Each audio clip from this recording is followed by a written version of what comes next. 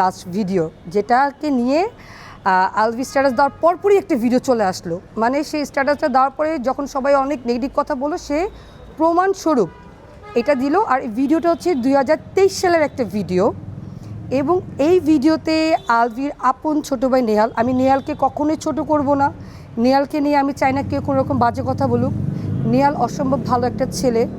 ইকরা এবং নেহাল ভাবি এবং দেবরের যে সম্পর্কটা হয় খুবই মধুর একটা সম্পর্ক, বাট আমি ওর কথা মেনশন করছি কারণ ও ওদিন ছিল, ইকরার আপন কাজিনরা ছিল। তো একটা কাজিনের বিয়ের প্রোগ্রামে আগে কি হয়, আমরা ডান্স রিহার্সাল করি, বোনরা একসাথে হলে অনেক বছর আসলে অনেক রকমের ফান হয়ে যায়। এখন সিগারেট যদি মাদক হয়ে থাকে তাহলে আমার বাবাও একজন মাদক সেবন। সিগারেট যদি একটা নেশাখোর ব্যাপার হয়ে থাকে তাহলে দেখবেন যে বর্তমান যুগে আমাদের দেশের প্রেক্ষাপটে খুব নামি দামি রেস্টুরেন্ট, খুব খুব জনপ্রিয় একটা জায়গা টেস্টে, যেখান থেকে অনেক শিক্ষিত মানুষও বের হয়, শিক্ষিত মানুষও আড্ডা দিয়ে থাকেন, তারা সবাই নেশাখোর এবং এটা ওপেন ড্রাগস সেল হচ্ছে। তো একটা সিগারেটের ভাই বোন মিলে সামাও ওয়াশরুম কেন, কারণ এটা একটা ফ্যামিলি বাসা, ওইখানে আমাদের ছোট্ট রিজিকটাও কিন্তু প্রেজেন্ট ছিল, রুমের রিজিক ছিল। তো আমরা তো ভাই ওপেন কোনো কিছু করব না ফ্যামিলির সামনে। আর একটা ফান করতে যেয়ে আমার মৃত বান্ধবীকে মাদক সেবনকারী। আর এই ভিডিও নিয়ে যারা, আচ্ছা আমি সেটা একটু বলি, আপনারা হচ্ছেন যারা জার্নালিস্ট আছেন, আপনাদেরকে আমরা অনেক সম্মান করি, কারণ আপনারা হচ্ছেন আমাদের পুরো দেশটাকে রিপ্রেজেন্ট করেন, আমাদের দেশের কালচার, আমাদের দেশের ওয়েদার পর্যন্ত আপনারা রিপ্রেজেন্ট করে থাকেন। সো আপনারা যেটা বলবেন এটাই কিন্তু ইন্টারন্যাশনালি সবাই দেখবে, শুনবে, জাজ করবে, আমাদের দেশকে ভালো মন্দ বলবে। ভাই আমার দেশটা অনেক সুন্দর একটা দেশ, আমার বাংলাদেশের মানুষ অনেক স্বাধীন, কারণ এই স্বাধীনের জন্য মানুষ অনেক কিছু করেছে। তো আপনারা যে ভুল ইনফরমেশন দিলেন যে আলভি বলল যে আগের দিন রাতে কারা গিয়েছে, কই আগের দিন রাতে যারা গিয়ে তাদেরকে না বের করে 2023 সালে বোনরা মিলে বোনের বিয়েতে ফ্যামিলির কাছ থেকে বাচ্চাকে একটু সাইড করে একটু মজার ছলে একটা জিনিস, সিগারেটটা জিনিসটা ট্রাই করেছে তারা। আর সিগারেটটা যদি অনেক বড় মাদক হয়ে থাকে, এই জন্য আমি ইকরার পক্ষ থেকে, ইকরার বান্ধবী বলেন, ইকরার ভাই বোনের, আলভি ভাইয়ের পক্ষ থেকে অনেক লজ্জিত, একদম ঠিক হয়নি।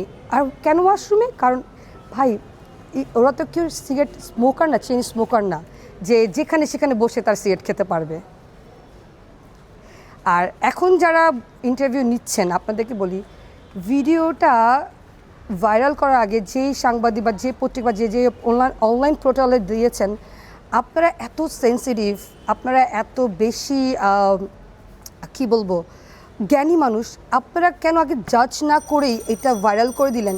ভাইরাল করে কী প্রমাণ করলেন? একটা মরা মানুষকে জামাই ছোট করতেছে, এটার জন্য কিন্তু অনেকের ফ্যামিলিতে এখন প্রবলেম হচ্ছে। আমাদের মেইন টপিকটাই ভুলে যাচ্ছেন আপনারা। আমাদের মেইন টপিক কি, যে এই পরক্রিয়াটা অফ করা উচিত। এত প্রমাণ, এত স্ক্রিনশট, আমাদের এত চ্যাটিং, এত কিছু দেওয়ার পরে একটা মেয়ে কোন পর্যায়ে এসে নিজেকে শেষ করে দেওয়ার ডিসিশন নেয় বা তাকে শেষ করে দেওয়ার জন্য ফোর্স করা হয়, এটা খুঁজে বের করেন। আইন কোথায়? আপনারা দেখেন আপনারা কত পরিশ্রম করতেছেন। আজকে রাত এখন কয়টা বাজে? রাত বাজে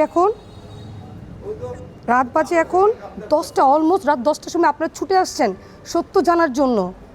কই আমাদের তো কোনো আইন এখনও ডাকে নাই, কোনো জায়গা থেকে আমাদেরকে আইনিভাবে আমাদেরকে একবার জিজ্ঞেস করলো না, আসেন আপনারা বসেন, বলেন কি হচ্ছে, আমরা তদন্ত করতে চাই।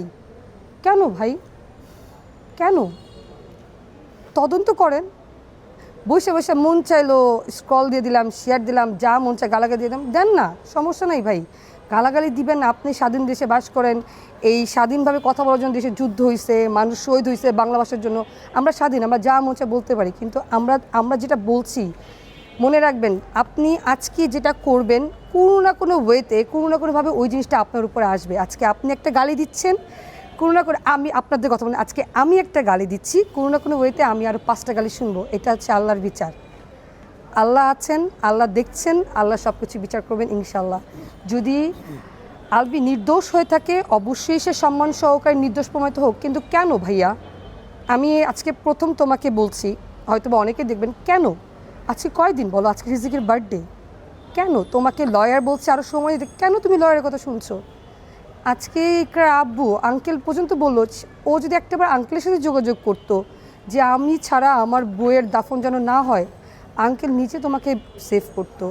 আমি তোমাকে সেভ করতাম। তোমাকে তো আমি অনেক ভালো মতন চিনি, তুমি আমার ভাই ছিলে, ইকরা আমার বেস্ট ফ্রেন্ড পার্টনার ছিল, তাই না? তুমি এখন লুকায়ে থেকে 2 দিন পর পর স্ট্যাটাস দিচ্ছ। তিথি, আপনি কেন এই টাইপের কথা বলতেছেন? কেন? আপনি ওপেন না, আপনি মিডিয়া জগতের একটা নোন ফেস হয়ে গেছেন। আপনি যেভাবে সাফাই গাচ্ছেন, যেভাবে ইন্টারভিউ দিচ্ছেন, কোনো দরকার নেই তো বাবা।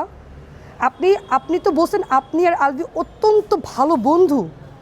যদি ভালো বন্ধুর ভালোই চাইতেন, আপনি বন্ধুকে পরামর্শ দিতেন যে বন্ধু তুমি সব কিছু বাদ দাও, তুমি দেশে এসো, আইনের কাছে তুমি আশ্রয় নাও, এরপর আইন তোমার ব্যবস্থা নিবে।